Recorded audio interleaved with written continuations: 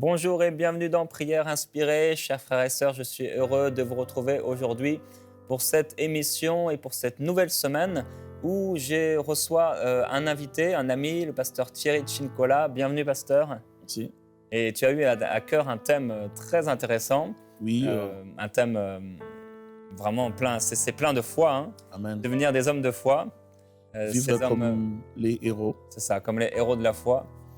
Et pour ceux qui ne te connaissent pas, est-ce que tu pourrais peut-être te présenter un peu? Oui, je suis pasteur Thierry Cincola. Je suis marié à Esther Botta. Et nous avons 3 enfants, Elijah, John et Jesse. Je suis le pasteur de la communauté évangélique La Promesse, située à Montréal, au 155 rue Port-Royal, croisement boulevard Saint-Laurent, ici au Canada. Super, Merci. c'est bien, les gens savent où tu es maintenant. Merci. Gloire à Dieu.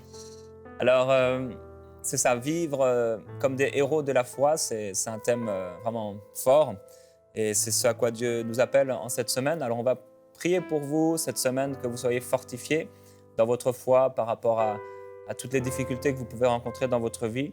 Nous allons étudier la vie de plusieurs personnes, hommes et femmes de Dieu, qui ont fait face à des difficultés, comment ils ont réagi, comment Dieu a travaillé en eux et comment Dieu a transformé leur situation. Et aujourd'hui, pasteur, tu voulais nous parler d'un homme exceptionnel. Cet homme, c'est Moïse. Oui, je voulais parler de Moïse. Moïse qui avait un appel de la part du Seigneur et qui a voulu faire les choses de sa façon. Et par après, il fut récupéré par le Seigneur pour entrer dans le programme de Dieu jusqu'à ce que le Seigneur l'a utilisé. S'est révélé à Moïse pour qu'il exécute son plan qu'il avait déjà arrêté depuis l'éternité. Moïse, c'est un homme qui m'a beaucoup inspiré par rapport à son caractère, par rapport à son amour pour le Seigneur et son zèle. Et avant d'aller plus loin, je ne sais pas si je peux entamer déjà avec le verset. Je proposerai de lire aussi dans Exode chapitre 2, le verset 11. En ces temps-là, Moïse, devenu grand, s'est rendu vers ses frères et fut témoin de leurs pénibles travaux. Il vit un Égyptien qui frappait un Hébreu d'entre ses frères. Il regarda des côtés et d'autres, et voyant qu'il n'y avait personne, il tua l'Égyptien et le cacha dans le sable. Il sortit les jours suivants, et voici 2 Hébreux se querellaient. Il dit à celui qui avait tort, « Pourquoi frappes-tu ton frère ?» Et cet homme répondit, « Qui t'a établi chef et juge sur nous? Penses-tu me tuer, comme tu as tué l'Égyptien ?» Moïse eut peur et dit, « Certainement la chose est connue. » Pharaon apprit ce qui s'était passé et il cherchait à faire mourir Moïse. Mais Moïse s'enfuit devant Pharaon et il se retira dans le pays des Madians, où il s'arrêta près d'un puits. Les sacrificateurs de Madian avaient 7 filles. Elles vinrent puiser de l'eau et elles remplirent les auges pour abreuver les troupeaux de leur père. Les bergers arrivèrent et les chassèrent. Alors Moïse s'éleva, prit leur défense et fit boire leurs troupeaux. Je peux même m'arrêter là. Moïse avait l'appel de Dieu. D'abord, il fut sauvé par le Seigneur, alors que tous les enfants de sa génération furent tués de son âge. Et lui, il fut sauvé par la grâce du Seigneur. Et cet enfant a grandi dans la famille royale, dans la famille de Pharaon. Il fut élevé comme un prince d'Égypte. Il avait la connaissance, la science égyptienne. Et Moïse a évolué dans la richesse, dans la gloire, dans une famille aisée. Moïse n'a pas évolué dans la mendicité, dans la souffrance. Il a connu la richesse, la gloire, ainsi de suite. Donc Moïse ne pouvait pas s'attendre à vivre des moments difficiles.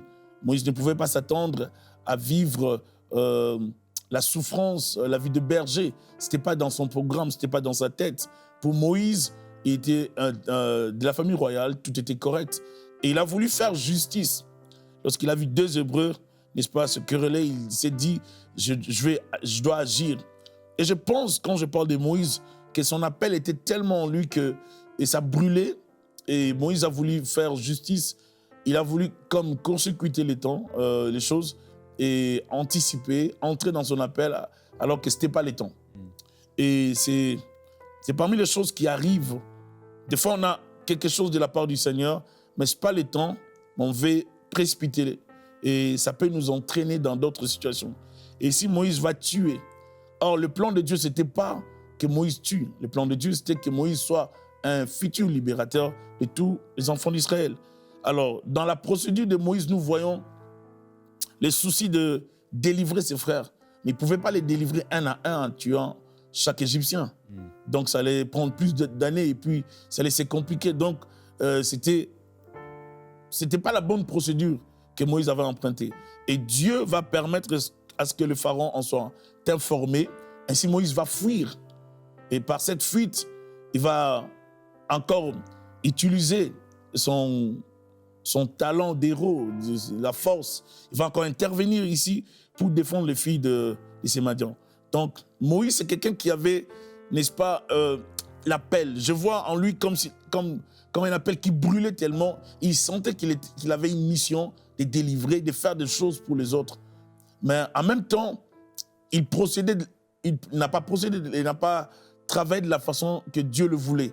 Alors là, il se retrouve chez les Madianites, il délivre les filles de ce prêtre et il reste dans cette famille. C'est à partir de là que le Seigneur va commencer un grand travail. Je crois que Dieu nous forme dans plusieurs circonstances. Et Moïse ne pouvait pas rester chez le Pharaon pour délivrer les enfants d'Israël. Il fallait que Dieu précipite les choses, il fallait que Dieu permette à travers cette situation que Moïse quitte la famille royale pour aller apprendre dans l'école de Jéthro. Et je crois que c'est important pour nous, en tant que chrétiens, de comprendre l'école de Jéthro. L'école de Jéthro, c'est une école qui va vous habituer avec des brebis, où vous serez comme humiliés, vous serez, au lieu d'être dans la gloire, vous êtes ignorés, vous ne donnez plus les ordres, vous n'appelez plus les servantes, c'est vous les serviteurs. Vous sentez les brebis, vous empestez un peu, vous commencez à vivre dans une sorte d'humiliation. Et Moïse commençait à vivre, il n'avait plus de bonnes, il n'y avait plus de serviteurs, il n'y avait plus toutes ces choses. La gloire était finie. Donc il n'y a plus d'espoir pour Moïse de regagner l'Égypte. Il n'y avait plus de projet. Je ne vois pas Moïse ici faire un projet, je retournerai en Égypte voir ma famille. Il n'y a plus possibilité dans la tête de Moïse de retourner là-bas ou de faire quelque chose. Il ne pouvait même pas créer une rébellion parce qu'il était autour des filles. Donc Moïse était limité, ses capacités furent limitées parce que Moïse a voulu faire les choses de sa façon. Et Dieu amène Moïse dans l'école de Jéthro pour les briser, pour ôter l'Égypte dans la vie de Moïse et imprégner Moïse d'un cœur de berger. Et Dieu va commencer à les préparer, Dieu va commencer à l'enseigner, à rester derrière le troupeau. Moïse va développer un autre cœur de supporter. Et je vois plus loin la Bible qui dit qu'il était l'homme le plus patient. Je crois qu'il a appris ça avec, n'est-ce pas, les troupeaux, faire le travail des bergers. Il a développé ce cœur-là, la patience. C'est important d'aller dans l'école de Jéthro. L'école de Jéthro nous apprend la patience. L'école de Jéthro nous brise, nous enlève l'Égypte, nous enlève notre mentalité. C'est qu'on a reçu comme éducation. On a vécu dans la gloire, on a vécu dans la joie, dans la richesse. Dieu dit, pas toutes ces choses. C'est pas ça la richesse que je veux. Je t'avais mis là-bas juste pour que tu restes en vie, mais tu n'as pas besoin de ça. C'est pas comme ça que tu vas accomplir ma volonté. Dieu accomplit sa volonté dans la faiblesse. Lorsque l'homme devient faible, c'est alors que Dieu sera fort dans cet homme. Et Moïse n'était plus puissant. C'était plus le puissant prince d'Égypte. C'était un homme simple que Dieu avait brisé, humilié. Il avait comme fini Moïse pour sortir un nouveau Moïse chez Jéthro. Et j'apprécie cette histoire parce que Moïse ne sera plus le même Moïse, mais ce sera un nouveau Moïse. Et après, Dieu va faire une révélation. Il va dire à Moïse, il va lui faire une révélation pour lui dire, Moïse, je t'envoie maintenant pour aller voir Pharaon. Cet autre Pharaon que tu n'as pas connu, mais je t'envoie pour aller le voir. Tu as une mission. C'était là maintenant le temps de Dieu. Des fois, nous les humains, nous voulons précipiter les choses, nous voulons faire les choses selon nous et nous ne voulons pas dépendre du temps de Dieu. Le temps de Dieu n'est pas le temps des hommes. Autant la pensée de Dieu est au-dessus de nos pensées, autant nous devons accepter, n'est-ce pas, de nous soumettre à la pensée de Dieu. La plupart du temps, nous, les chrétiens, nous voulons vivre les choses selon nos calculs. Je veux que Dieu me bénisse cette année. S'il ne me bénit pas, je quitte l'église, je change d'église. Je veux que Dieu me bénisse cette année. S'il ne me bénit pas, mon pasteur n'a pas d'onction. Je veux que Dieu me fasse ceci ou cela. Des fois, les plans de Dieu dépassent nos calculs. Et Dieu ne nous informe pas de ce qu'il veut faire. Moïse n'était pas informé de ce que Dieu voulait faire, mais il était dans le plan de Dieu. Malgré les erreurs, Dieu l'a récupéré pour l'amener chez Jéthro. Je crois qu'on a beaucoup à apprendre chez Jéthro. Et si on n'apprend pas vraiment ce qu'il faut apprendre chez Jéthro, il n'y aura pas les buissons ardents de feu. Non. Pour en arriver au buisson, il faut d'abord travailler chez Jéthro. Il faut être brisé. Il faut être fini. Dieu va te finir. Dieu aime briser. Je crois que parmi les choses que Dieu fait dans les chrétiens, dans les serviteurs, dans les enfants de Dieu, c'est les brisements. Et c'est quelque chose que nous tous, enfants de Dieu, même moi qui parle, nous devons développer. Et nous ne devons peut-être pas le chercher, mais je crois qu'on en a besoin pour servir Dieu. Parce que si on n'est pas brisé à un certain niveau de l'élévation ou de la gloire, on fera beaucoup de bêtises. Et les brisements, nous en avons tous besoin pour servir Dieu. Je crois que Dieu amène tous les chrétiens dans l'école de Jéthro. L'école de Jéthro, c'est l'école de brisement où Dieu va te finir, où Dieu va ôter ta gloire, où va ôter ton estime, il va ôter plusieurs choses pour te montrer que tu n'es rien sans lui. Et le Seigneur va dire, sans moi, vous ne pouvez rien faire. Donc Moïse n'avait plus de projet de retourner en Égypte. Il n'avait plus ces projets-là. Il ne pouvait plus jouer au libérateur parce qu'il était fini. En plus, comme je venais de le dire, il était entouré de femmes, de filles. Il n'avait pas la possibilité de créer une rébellion, de créer une armée pour, n'est-ce pas, attaquer l'Égypte. Là, Dieu l'a fini. Maintenant, Dieu va lui apprendre à rester derrière les brebis, derrière les troupeaux ou devant. Dieu va lui apprendre à demeurer avec eux, à développer la patience, à développer, n'est-ce pas, l'endurance, à développer l'amour de son travail. Et c'est ainsi que Dieu descendra pour lui parler. Dans le calme, isolé, avec les brebis, c'est là que Dieu va lui parler. Il était isolé, il était loin de la famille, loin de certaines préoccupations. En plein travail, Dieu va lui parler. Moïse, c'est là qu'il va entendre la voix du Seigneur. Et je crois que Dieu nous parle lorsque nous quittons certaines préoccupations, lorsque nous cessons de chercher notre gloire pour chercher à faire son travail. C'est là que Dieu nous parle, c'est là que Dieu nous rencontre. Moïse faisait un travail qui est l'image d'un berger qui sert Dieu. Et c'est en plein travail que Dieu va lui parler. Nous avons besoin de se retirer, de servir Dieu et par moments se retirer pour voir la révélation du Seigneur. Et lorsqu'on reste dans le palais royal, nous risquons de rater certaines bénédictions. Et je crois que Dieu peut permettre que nous quittions la richesse, une position sociale pour descendre afin de nous enrichir par l'école de Jéthro, où nous allons développer la patience, la tempérance, la maîtrise de soi, l'amour, l'esprit de travail et une certaine concentration dans le travail. Et nous n'aurons plus la possibilité de donner les ordres. On ne va plus vivre comme dans l'opulence, dans la richesse. On sera brisé pour devenir cet instrument faible, mais pour la gloire de Dieu. Parce que Dieu ne veut pas partager sa gloire avec l'homme. Et pour ne pas partager sa gloire avec l'homme, il doit finir l'homme de la gloire égyptienne pour lui donner la gloire céleste. Et c'est ce que j'ai compris dans cette histoire de Moïse, un homme exceptionnel que Dieu avait choisi. Amen. Il y a quelques jours, on a eu le pasteur Grégory Toussaint dans l'émission. Et il a aussi partagé cet élément du brisement, le besoin du brisement, d'être écrasé. Il disait, et c'est une expression que, entre autres, Charles Finet utilisait, on a vraiment besoin de ça, le brisement. Beaucoup de gens veulent servir Dieu, mais ils ne réalisent pas que c'est beaucoup avec leur force personnelle, avec leur désir personnel, avec leur façon de voir. Ils veulent écraser les gens, ils veulent faire beaucoup de choses selon la chair. Et c'est vrai qu'on a besoin de ce brisement. Oui, on en a besoin même dans l'exercice du ministère, dans la vie chrétienne. J'ai compris l'importance du brisement et j'ai béni le Seigneur parce qu'il m'a brisé de beaucoup de choses. Des fois, on a honte de le dire, mais nous avons tous des défauts. Des fois, même si on est serviteur de Dieu, on a des failles, on a des défauts.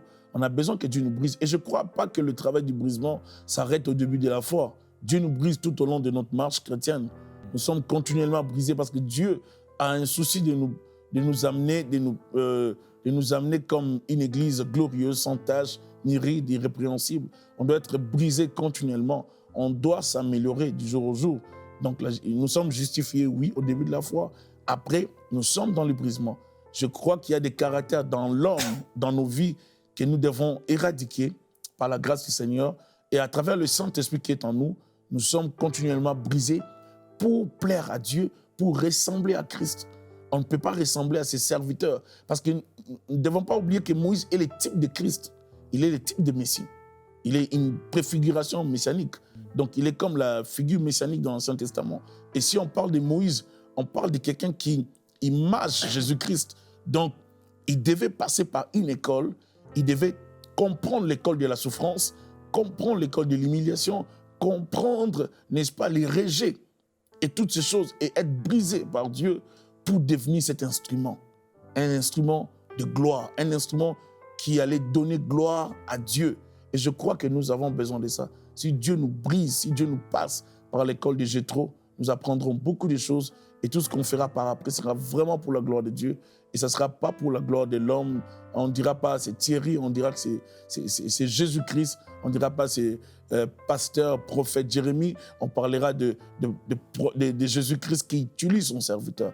Et c'est comme ça que je crois que Dieu voit les choses et non selon nous. Sinon la gloire allait retourner à la maison royale en Égypte et Dieu n'a pas voulu ça. Dieu a fini Moïse pendant 40 ans chez Jéthro pour enlever totalement 40 années d'Égypte et transformer Moïse pour qu'il soit cet instrument à la gloire de Dieu le Père. Je bénis le Seigneur pour ça. Et je pense que Dieu peut changer nos vies aujourd'hui. Je crois que Dieu peut changer plusieurs personnes. Je crois que Dieu peut vous changer. Je crois que Dieu peut faire des choses dans vos vies. Je crois que Dieu peut vous briser, vous tailler, vous donner la forme qu'il veut. Et nous sommes de l'argile entre ses mains. Je crois qu'il peut nous façonner selon sa volonté. C'est à nous seulement de comprendre ce que Dieu est en train de faire.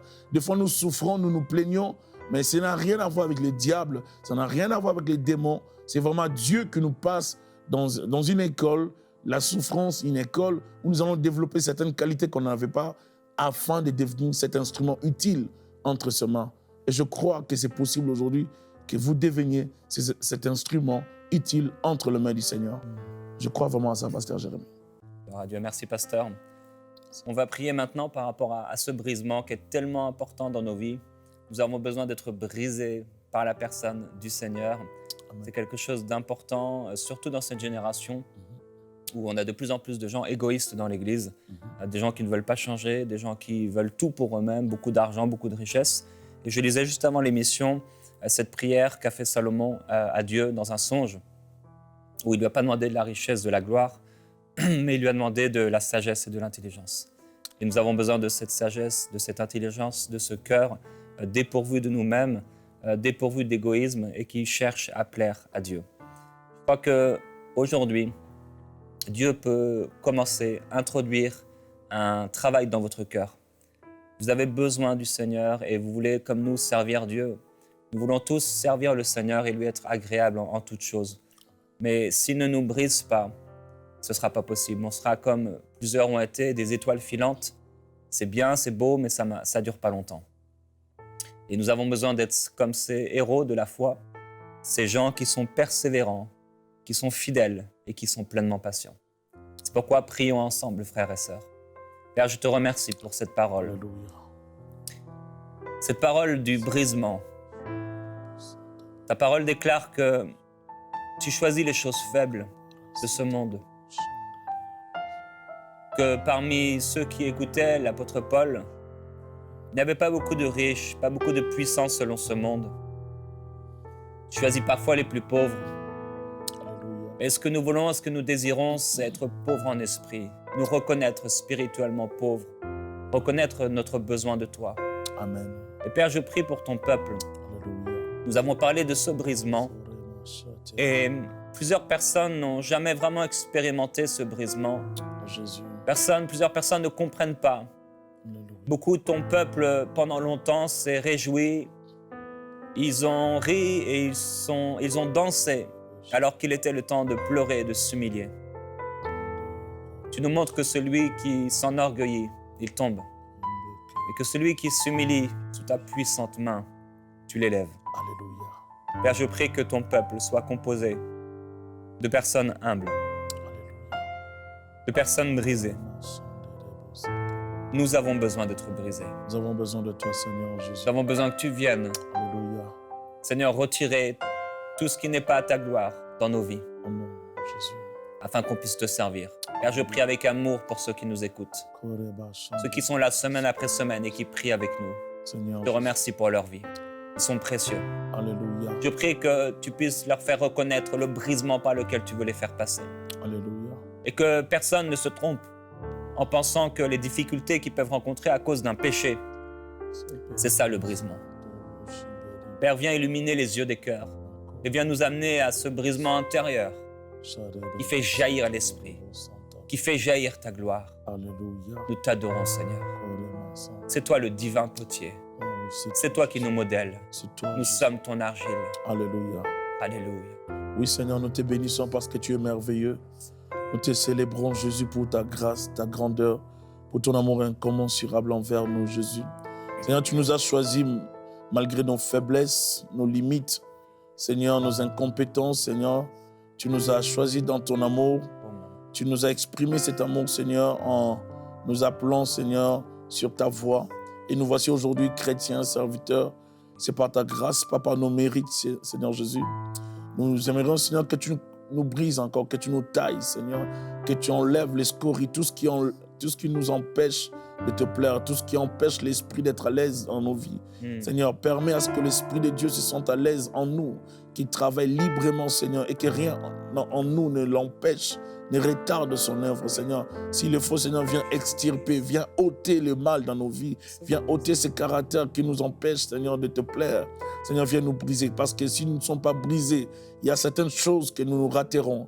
Il y a certaines choses, Seigneur, que nous ne bénéficierons pas. On a besoin d'être brisés pour recevoir cette gloire de Dieu dans nos vies. Comme vase, Seigneur, nous voulons être des vases utiles entre tes mains, Jésus. Nous voulons que tu nous tailles, que tu nous modèles, que tu nous laves, Seigneur. Brise-nous, Jésus. Taille-moi, taille ma soeur. Brise mon frère. Brise mon bien-aimé. Brise-nous, Jésus. Nous avons besoin de toi. Seigneur, nul n'est parfait, Seigneur. Nous le savons et nous comptons sur toi. Saint-Esprit, sens-toi à l'aise de travailler dans nos vies. Sens-toi libre de travailler dans nos vies. Sens-toi libre de nous libérer, Seigneur, de ces faiblesses de caractère, de ces choses, Seigneur, qui nous poussent à vouloir faire notre volonté, Seigneur, et non la tienne, Père de gloire. Nous voulons nous soumettre au Saint-Esprit à travers, Seigneur, son œuvre en nous de brisement. Saint-Esprit, apprends-nous, Seigneur, à servir Dieu dans l'humilité, dans la simplicité, et que toute la gloire revienne à Dieu. Seigneur, viens ôter l'Égypte dans nos vies. Viens ôter tout ce qui est l'Égypte, d'Égypte, Père de gloire. Apprends-nous à accepter l'humiliation. Apprends-nous à accepter des fois le rejet, la souffrance. Apprends-nous à accepter, Seigneur Dieu de gloire, les situations difficiles pour se rapprocher encore de toi. Seigneur, attire-nous, Seigneur, dans les eaux profondes, afin que nous accédions à la révélation divine. Seigneur, nous avons besoin de toi, Jésus. Viens encore. Seigneur, merci. Merveilleux. C'est bon. Alléluia. Gloire à Jésus-Christ. Je vois un cahier et plusieurs personnes, je crois que Dieu vous appelle à écrire sur un cahier les choses qui doivent être brisées dans votre vie. Il faut les voir comme un ennemi et pas une fatalité. Ces défauts de caractère, ces choses qui sont en vous et qui empêchent Dieu d'agir, vous les reconnaissez. Et Dieu appelle plusieurs personnes à pouvoir les écrire. Écrivez ce qu'on vous a reproché, est-ce que vous avez senti être vrai, ce que votre conscience vous a reproché, ce que vous savez devoir changer. Quand vous réalisez que vous manquez d'amour pour les gens, tellement de choses que vous pouvez voir en vous. Je crois que Dieu inspire plusieurs personnes aujourd'hui à prendre ce cahier et à commencer à écrire. Et vous allez traiter ces défauts devant le Seigneur dans la prière. Au-delà de prières inspirées, dans votre intimité avec Dieu, écrivez et prenez le temps de traiter ces défauts devant Dieu dans la prière.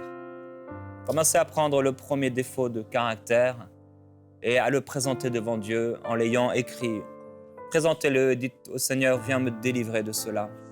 Viens briser cette chose en moi, Seigneur. Viens briser le manque de miséricorde.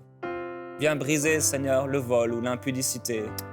Quels que soient les défauts que vous pouvez rencontrer, présentez-les devant Dieu, devant le trône de la grâce, devant qui nous trouvons miséricorde et compassion. Il est puissant, il est merveilleux, notre Dieu. Nous t'adorons, Seigneur Jésus-Christ, parce que tu viens nous sanctifier. Tu as été tellement meurtri, tu as été totalement brisé. Tu as été, entre guillemets, comme vaincu par le Père, au point de crier « Oh mon Père, pourquoi m'as-tu abandonné ?» Il ne restait rien de toi sur la croix. Tout était mort. Tout était dépouillé. Oui, tu as été dépouillé. Dépouillé pour pouvoir vivre en nous. Père, je prie pour des croyants, des frères et des sœurs dans les églises locales qui soient dépouillés d'eux-mêmes afin que ta volonté puisse s'accomplir, Père, alors que les églises et que les réunions de prière se vident, que les églises ne prient plus, qu'on retrouve 200 personnes le dimanche matin et 10 personnes à prier. Père, on a besoin d'un réveil. On a besoin d'hommes et de femmes qui sont brisés. On a besoin que ces frères et ces sœurs arrêtent de rechercher toujours ce qui leur plaît. L'argent, le mariage, le succès personnel, l'enrichissement. Nous avons besoin d'hommes et de femmes qui cherchent ton royaume, qui cherchent ta volonté, qui cherchent, Seigneur, à accomplir tes projets et tes plans. Oh, précieux Père, je prie que cela puisse être planté dans nos cœurs, planté dans nos vies, afin qu'on soit réellement utile, apte à accomplir l'œuvre du ministère. Père, merci de travailler avec ce temps de prière, de travailler avec les paroles que nous avons entendues dans le cœur de ceux qui écoutent, fortement, et de venir briser tout ce qui n'est pas à ta gloire. Nous voulons ne pas résister à toi, Saint-Esprit. Nous voulons ne pas résister à ta présence, à ton onction qui travaille en nous, à ta parole qui travaille en nous. Nous voulons être ouverts à toi et à ta présence. Et je te remercie, Père, pour ce que tu vas accomplir dans les prochaines heures et dans les prochains jours, dans le cœur de ceux qui écoutent. Nous te glorifions, Seigneur. Gloire à Jésus-Christ. Frères et sœurs, le Saint-Esprit a introduit, je crois, commencé une œuvre dans plusieurs cœurs. Et il va continuer cette œuvre en nous. Oui, il va la parfaire. Et il va vous rendre parfait pour sa gloire. Soyez remplis du Saint-Esprit. Nous allons continuer à parler avec toi, Pasteur Thierry, demain, des héros de la foi. On se retrouve demain dans Prière Inspirée.